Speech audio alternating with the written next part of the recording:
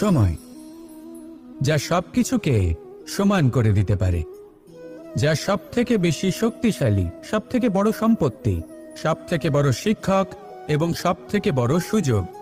এই সময় যখন ভালো যায় তখন তা আপনাকে আমিত্বে মত্ত করে তোলে, অহংকারে নিমজ্জিত করে দেয়। আর যখন খারাপ হয় তখন দুঃখের সাগরে নিজের প্রতি ঘৃণাবোধে নিমজ্জিত করে। তাই এই সময়ে যা এত শক্তিশালী এক সম্পত্তি, এত মহান একটি ধন, তাকে এমনি এমনি নষ্ট হতে দেবেন না। এই সময়ের সাথে কি করবেন, কিভাবে করবেন তা ভাবতে গিয়ে এবং করতে গিয়ে সময় নষ্ট করবেন না। যদি আপনি এই সময় নষ্ট করেন তাহলে সময়ও নিশ্চিত করবে যে আপনার সাথে কি করা উচিত। তাই সময়ের সদ্ব্যবহার করুন আর আমার সাথে ভালোবেসে বলুন, রাধা রাধা। আপনি এটা শুনে থাকবেন যে ছোট্ট একটা বালক, সে ঈশ্বরের প্রতিরূপ হয়। কিন্তু এমন কেন বলা হয় তা কি আপনি কখনো ভেবে দেখেছেন? আমি আপনাকে বলছি, কোন একটা ছোট্ট বালককে দেখুন, সে কি করে? সকলকে সমান চোখে দেখে। ওর মনে না কোনো ছলনা রয়েছে, না কোনো কপটতা, না অহংকার রয়েছে, আর না কোনো বিষয় নিয়ে কোনো চিন্তা। সকলকে সে সমান চোখে দেখে আর নিজের মধ্যেই প্রসন্ন থাকে, সকল বিকার থেকে মুক্ত। এগুলোই তো সেই গুণ, সেই বালকের মধ্যে, যা হলো ঈশ্বর স্বরূপ। এবার ভেবে দেখুন, যদি প্রত্যেকটা মানুষ এই ছোট বালকের মতো সেই সব গুণ নিজের মধ্যে জাগ্রত করে তোলে, তাহলে কি হবে? তারাও ঈশ্বর তুল্য হয়ে উঠবে। তাই আপনিও এটাই করুন, নিজের মনকে বিকার মুক্ত করুন সেই ছোট্ট বালকের মতো। মনের মধ্যে না কোনো চিন্তা রাখবেন, না মোহ, না ক্রোধ, না কোনো রকমের ছলনা বা কপটতা। সবাইকে সমান চোখে দেখুন আর নিজের মনেই প্রসন্ন থাকতে শিখুন। এই মন প্রেমময় হয়ে বলবে, রাধা রাধা। জীবনে সাফল্য লাভ করতে হলে মানুষকে উচিত পথে চলতে হবে, কিন্তু তার থেকেও বেশি গুরুত্বপূর্ণ হলো এটা বোঝা যে সেই পথে চলতে চলতে কখন আমাদের দাঁড়াতে হবে আর কখন আমাদের চলতে হবে। এই শিক্ষা অত্যন্ত গুরুত্বপূর্ণ। এবার দেখুন, ছোট্ট একটা কথা রয়েছে, ওকে আটকিও না, যেতে দাও। এই বাক্যের অর্থ কি? অর্থ যে কাউকে আটকিও না, যে এগোতে চাইছে তাকে এগোতে দাও, তার পথে বাধা সৃষ্টি করো না। এবার এই ছোট কথাতে এক অনুচিত স্থানে আমি দাঁড়িয়ে পড়ি। আটকাও, যেতে দিও না। এবার এর অর্থ কি হলো? যে এই ব্যক্তিকে আটকাও, তাকে জীবনে এগোতে দিও না, এর পথে বাধা সৃষ্টি করো। এবার এই ছোট কথাতে অনুচিত স্থানে যদি আমি আটকে যাই, তবে ভাবো কত পার্থক্য হলো। এই শিক্ষা কতটা গুরুত্বপূর্ণ সেটা শিখুন, আর এই শিক্ষা আমাদের জীবনে কতটা গুরুত্বপূর্ণ হতে পারে সেইটা বুঝুন। বুঝে যান, শিখে যান জীবনে কখন সামনে এগোতে হবে আর কখন থামতে হবে। মন প্রসন্ন হয়ে বলবে, রাধা রাধা। কাম, তৃতীয় পুরুষার্থ। এবার অধিকাংশ মানুষই কাম বলতে বিলাসিতা, বাসনা, লালসা মনে করে ফেলে। আসলে এমন কিছুই নয়। কামের বাস্তবিক অর্থ কি? কামের বাস্তবিক অর্থ হল কামনা। প্রতিটা ব্যক্তি, প্রতিটা মানুষ, প্রতিটা জীব এই সংসারে কোনো না কোনো বিশেষ কারণে আসে। সেই কারণকে পূর্ণ করার জন্য কর্ম করাকে কাম বলে। এখন সেটা সবার জন্য ভিন্ন হতে পারে। কারোর কাছে সেটা জ্ঞান অর্জন করা হতে পারে, আবার কারোর কাছে নির্মাণ করা হতে পারে। কারোর জন্য পরিবারকে সঞ্চালন করা হতে পারে, আবার কারোর জন্য এই সংসার থেকে পাপ দূর করা হতে পারে। কিন্তু সব থেকে গুরুত্বপূর্ণ হলো যে মানুষ যেন নিজের কর্ম ঠিক করে করে, সম্পূর্ণ যত্ন নিয়ে করে। তৃতীয় পুরুষার্থ মানে এই কাম। এটার অনুচিত অর্থ নিজেকে বোঝানো মানেই সমগ্র জীবনকে অর্থহীন করে দেওয়া। তাই প্রেম দ্বারা আপনার এই সংসারে আসার কারণটাকে অনুসন্ধান করুন, আর এই প্রেমের সাথেই বলুন, রাধা রাধা। এই সংসারে যখনই দুজন মানুষ একত্রিত হয়ে কোনো সমস্যার বিষয়ে আলোচনা করেন, তখন হয় সবার শেষে কোনো না কোনো সমাধান বের করেন বা কোনো না কোনো বিবাদ করেন। এই বিবাদ হলো মনুষ্য জীবনের সব থেকে বড় ঝামেলা, সব থেকে বড় সমস্যা। ভেবে দেখুন এই বিবাদ কেন হয়? তখনই হয় যখন বার্তালাপ ঠিকমতো হয় না। আর বার্তালাপ ঠিকমতো কেন হয় না? কারণ বেশিরভাগ সময় মানুষ একটাই ভুল করে বসে, সামনের মানুষের কথা শোনেন কিন্তু তার উত্তর দেবার জন্য, তার কথার মর্ম বোঝার জন্য নয়। কিন্তু যেদিন থেকে, যে মুহূর্ত থেকে আপনি এটা শিখতে শুরু করে দেবেন যে আমি অপরের কথা শুনব, কিন্তু সেটা বোঝার জন্য, তাকে উল্টে জবাব দেবার জন্য নয়, সেদিন থেকেই বিবাদের সমাপ্তি ঘটবে আর বার্তালাপ স্পষ্ট হয়ে যাবে। দেখুন, হয় সামনের মানুষের কথা বুঝতে শিখুন বা নিজের বক্তব্য ভালোভাবে সামনের মানুষটাকে বুঝিয়ে বলুন। বার্তালাপ নাকি বিবাদ, আপনি কোনটা চান? সিদ্ধান্ত আপনার। আসুন আর আমার সাথে ভালোবেসে বলুন, রাধা রাধা।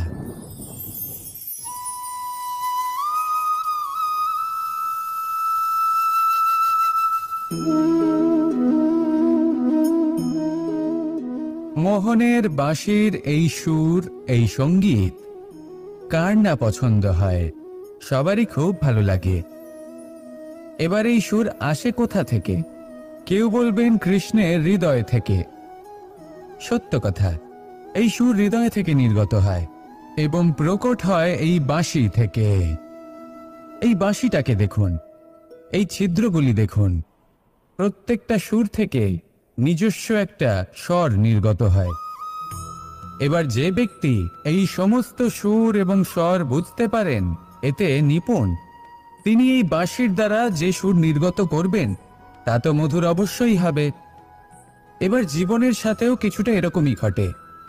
জীবনের কিছু নীতি থাকে, অর্থ, কুটুম্ব এবং আধ্যাত্মিক।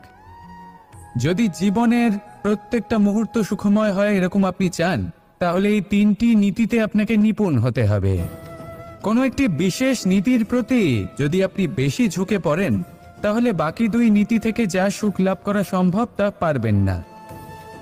ধন অর্জন করতে হবে পরিবারের জন্য, পরিবারের সুখ মনের শান্তির জন্য, মনে শান্তির প্রয়োজন মনের শুদ্ধতার জন্য। যখন এই মন শুদ্ধ হবে, জীবন শুদ্ধ হবে, পবিত্র হবে, সুন্দর হবে এবং ভালোবেসে বলবে রাধা রাধা। এমন অনেক ব্যক্তি রয়েছেন যারা ঈশ্বরকে বিশ্বাস করেন এবং জানেন যে ঈশ্বর তাদেরকে দেখছেন, তাই যে যে শুভকর্ম ওনারা করেছেন তার ফল তারা অবশ্যই পাবেন। এবার আপনি ভয় পেয়ে ঈশ্বরকে বিশ্বাস করবেন নাকি বিশ্বাসের দ্বারা ঈশ্বরকে বিশ্বাস করবেন, সেই সিদ্ধান্ত আপনারই।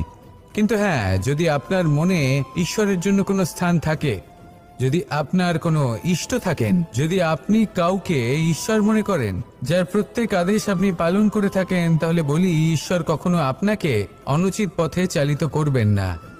রাধা রাধা। কোনো এক সময়ের কথা, একটি শেয়াল ভুলবশত একটি নগরীতে প্রবেশ করে এবং সে সেখানে হঠাৎ ধোপাদের পাড়ায় প্রবেশ করে। নীল রং গোলা জলে পড়ে যায়। কোনো ক্রমে পালিয়ে পালিয়ে আবার সে বনে ফিরে আসে।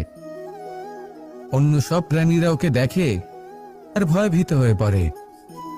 তখন সেই শেয়াল ফোন দিয়ে এটে সবাইকে বলল যে আমি হলাম দেবদূত আর তোমাদের সকলকে রক্ষা করতে এসেছি। সবাই ওর কথা মেনেও নিল। প্রত্যেক দিন ওকে ধনধান্য খাবার এইসব প্রদান করতে লাগলো। তারপরে এমন একটি রাত এলো যেদিন দূরে কোথাও কিছু শেয়ালের দল তাকে ডাকতে শুরু করলো। আর তখন এই শেয়াল নিজেকে আটকেই রাখতে পারল না, সেও ঠিক শেয়ালের মতোই ডাকতে শুরু করলো। সকলে সেটা শুনতেও পেলেন এবং সকলে এটা বুঝতেও পেরে গেলেন যে এ হলো একটা ভণ্ড। সেই জন্য জীবনে কখনো ছলনা করবেন না। তাকে আপনি যতই লুকোনোর চেষ্টা করুন না কেন, সেটা অবশ্যই একদিন সামনে চলে আসবে। আর তার থেকেও বড় শিক্ষা হলো এটা যে কারোর জীবনে সম্পত্তি, ধন ধান্য এসব চলে আসাতে তার বুদ্ধির বৃদ্ধি ঘটে না, তার ব্যবহার শুভ হয় না, এটা তখন হয় যখন সেই ব্যক্তি সেটা নিজে পেতে চায়, তার জন্য ভাবনা চিন্তা করে, কর্ম করতে থাকে। আর যখন একজন ব্যক্তি নিজের বুদ্ধি এবং ব্যবহার উন্নত এবং শ্রেষ্ঠ করে তুলতে পারেন, তখন তিনি নির্ধন হয়েও ধন অর্জন করতে পারেন। ঠিক পদ্ম ফুলের মতো। একটি পদ্ম ফুল কিন্তু জন্ম নেয় পাকের মধ্যে, তারপরেও এই পদ্ম ফুল দেবতাদের প্রসাধনের অঙ্গ হয়ে ওঠে। আসুন আর আমার সাথে ভালোবেসে বলুন, রাধা রাধা। সাফল্য। সংসারের প্রত্যেক মানুষ সফল হতে চান। একটু বুদ্ধি আসার পরেই সেই সাফল্যের পেছনে ছুটতে থাকেন, আজীবন এই সাফল্যের পিছনে ছুটতে থাকেন। কিন্তু এই যে সাফল্য, তা অর্জন কি করে করতে হয়?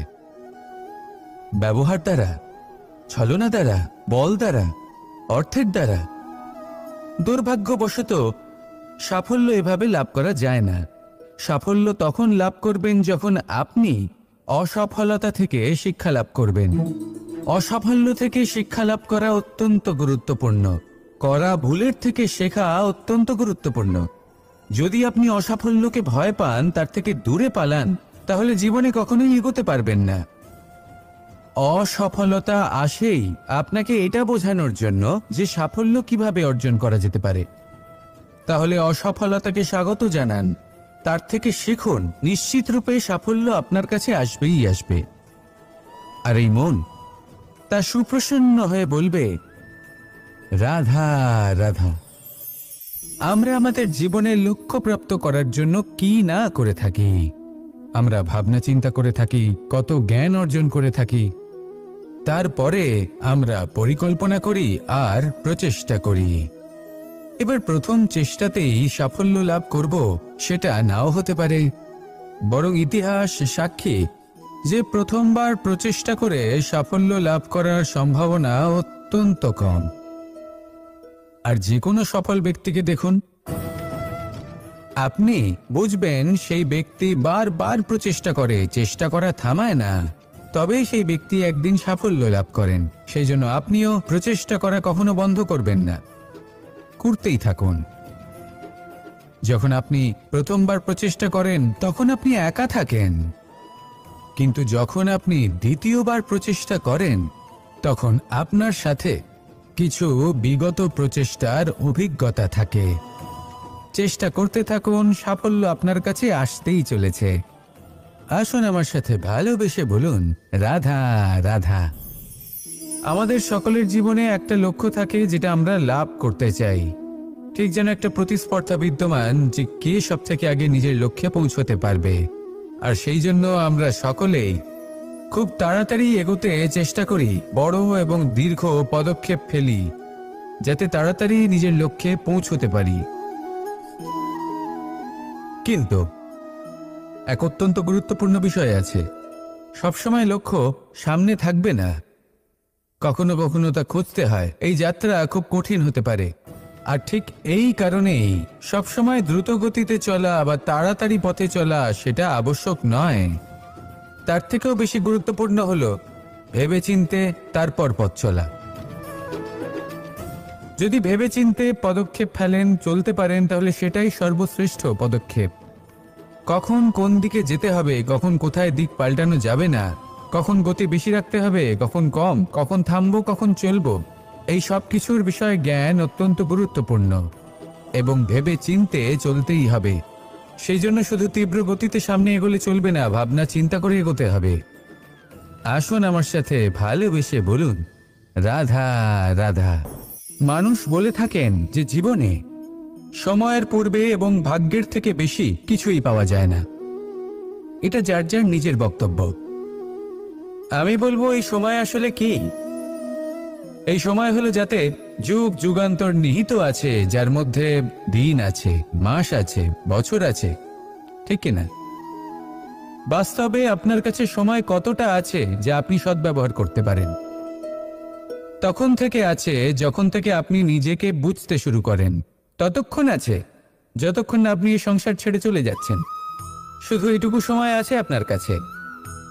আর যদি ভাগ্যের কথা বলা হয়, তাহলে ভাগ্য হলো সেই পরিস্থিতি যখন মানুষ নিজেকে সময়ের হাতে সমর্পণ করে দেন, তাকে ভাগ্য বলে। অর্থাৎ আপনি জীবনে পরিশ্রম করেছেন, বিপদের সম্মুখীন হয়েছেন, সামনে এগিয়ে গেছেন, কোথাও পৌঁছে গেছেন, এবং তখন আপনার মনে হলো যে ব্যাস এখানেই থেমে যাওয়া উচিত, তাহলে সেটাই হবে আপনার ভাগ্য।